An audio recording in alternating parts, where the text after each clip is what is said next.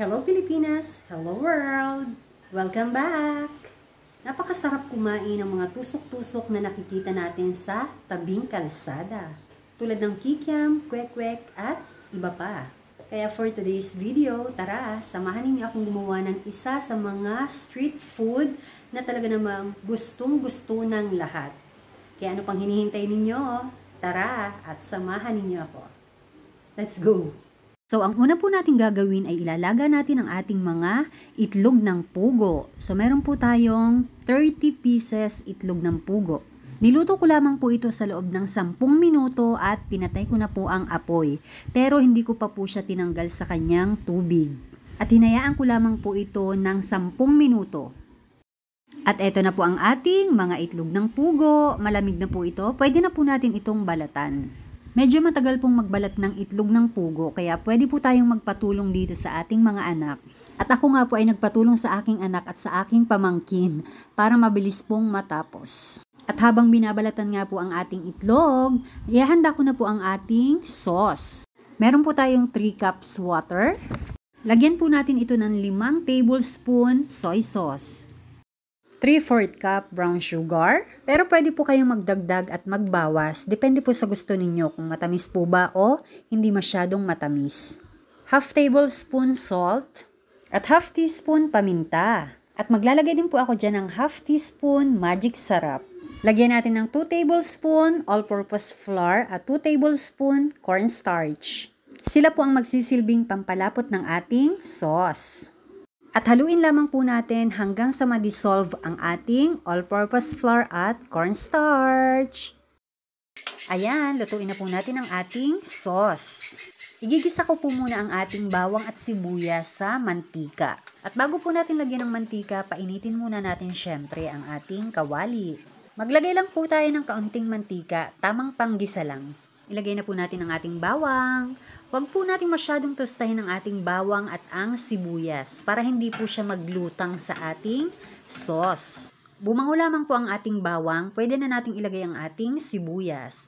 And then yung sibuyas natin, mag-translucent lang po siya konti. Pwede na nating ilagay ang ating sauce. Ayan, pwede na nating ilagay ang ating sauce.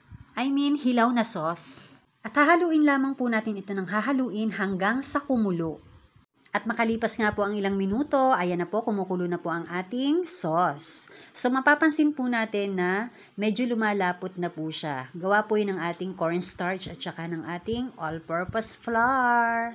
Okay, so para sa akin po okay na po ang lapot nito kasi habang lumalamig po ito, mas lalapot pa po ang ating sauce. Pero kung gusto niyo po ay yung mas malapot, pwede po kayo magdagdag ng all-purpose flour or cornstarch.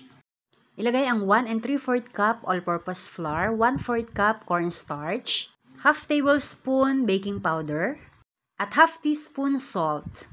At haluing mabuti. Magbukod tayo ng 1 kutsara. Pagugulungan po natin ng mga itlog. Ganito po. Aalog-alogin lang natin sa harina ang ating mga itlog. Bago po natin ito ibubuntog sa ating butter. Ngayon po, lagyan na po natin ng tubig paunti-unti ang ating harina at cornstarch. Para po matansya natin ang lapot ng ating butter. Haluin lamang po natin hanggang sa mag-smooth ang kanyang texture at mawala ang kanyang mga buo-buo. So kapag ganito na po ang kanyang texture, pwede na po ito.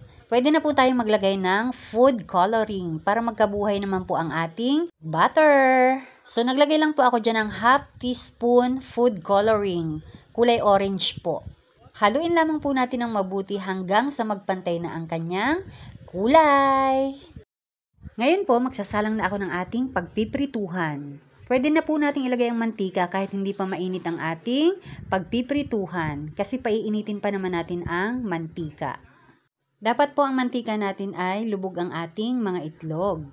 Or lubog yung 3/4 ng ating itlog. So, ilagay na natin ang itlog sa ating butter. Ayan po, kung nakarating po kayo sa part na ito, ibig sabihin, nag-i-enjoy po kayo sa ating video. Paki-comment naman po kung taga saan po kayo. Para po sa next na upload natin, ay mai-shoutout ko po ang inyong pangalan at kung taga saan po kayo. Maraming salamat po! So, nagsalang na po tayo ng ating mga itlog.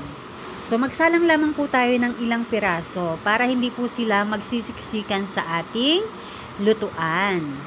Saktong-sakto lang po ang lapot ng ating butter. So ganito lamang po magluto ng ating kwek-kwek. Napakadali lamang pong sundan. So malapit na pong maluto ang una nating batch ng ating kwek-kwek. Kitang-kita naman po na napakaganda ng pagkakaluto ng ating kwek-kwek. Saktong-sakto lang po ang timpla ng ating butter. Okay, first batch, done! Okay po, tapusin ko lamang po ang pagpiprito ng ating mga kwek-kwek at magbabalik po tayo para tikman. Na ito na po ang ating mga kwek-kwek. Pwede na po nating tikman. Siyempre, mas masarap siyang tikman kung itutuhog natin sa barbecue stick. Diba? Ayan po, habang tinutuhog po natin ang ating mga kwek-kwek, kung bago ka lamang po sa aking YouTube channel, please don't forget to subscribe at pakihit na rin po ang notification bell para updated po kayo every time na mag-upload ako ng videos. Salamat po! At eto na po, i-plating na natin. So, eto na po ang ating kwek-kwek with sauce. Handa na kami para tikman. At ayan na nga, nagkakagulo na kami kasi gutom na po kami. Kaya kain na po tayo.